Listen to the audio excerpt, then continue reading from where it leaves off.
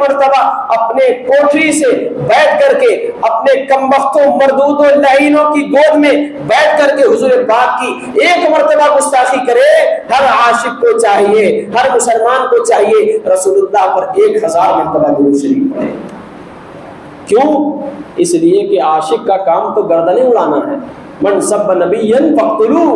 کہ جو نبی اکرم صلی اللہ علیہ وسلم یا کسی نبی کا گستاخ ہو، گالی دے، رسول کی گستاخی کرے، کسی نبی کی توہین کرے، فاقتلوہ، اسے قتل کر دو، اسے سزا دو، اس کی گردنیں اڑا دو۔ لیکن ہم جمہوریہ نظام میں ہیں، نظام جمہوریت کے تحت ہیں،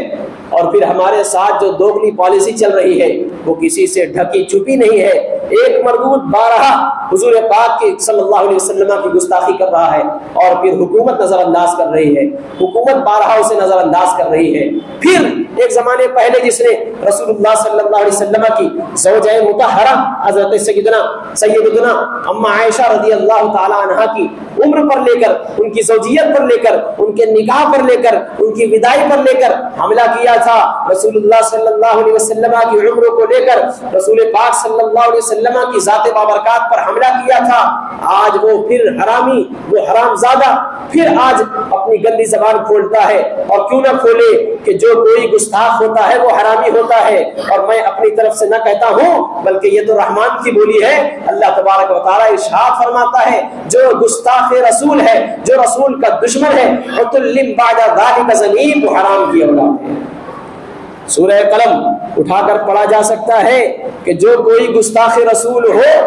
اس کے نطفے میں خرابی ہے، وہ حرام کی اولاد ہے، وہ حرام زادہ ہے، وہ حرامی ہے۔ اور یہاں تو بھئی ٹوپی کرتا والے بھی ایسے نصیب ہو جاتے ہیں، تو پھر مندروں میں بیٹھ کر گھنٹا ہلانے والا پجاری کیوں نہ حرامی ہو سکتا ہے؟ لوگ یہ جو بات کہتے ہیں کہ ہم کیا کر سکتے ہیں، تم ایک کام تو ضرور کر سکتے ہو، جو لوگ اس کے خلاف کھڑے ہیں اس کے کاندھے سے کاندھا ملا کے کھڑے ہو جاؤ، یا اگر اس سے بھی عاری ہو، بزدلی زیادہ غالب آ چکی ہے، تو پھر بیٹھ کر اپنے گھروں میں جہاں جہاں موقع ملے حضور پاک سید عالم صلی اللہ علیہ وسلم پر درود شریف بھیجو۔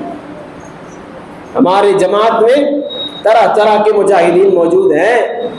جن کی جہاد کی وجہ سے انہیں جیل کی قید و بند مشقت اٹھانی پڑ رہی ہے، اور ہماری ہی جماعت کے علماء بھی ایسے ہیں جنہوں نے ناموس رسالت پر اپنی زندگی وقف کر دی، اور اس دیوس اور مردود حکومت نے اسے قید و بند کی مشقت اٹھانے پر مجبور کر دیا۔ وجہ کیا ہے؟ وجہ عشق رسول ہے۔ تمہارا جرم کیا ہے کہ تم اللہ کے رسول صلی اللہ علیہ وسلم کا کلمہ پڑھتے ہو، اس کے علاوہ تمہارا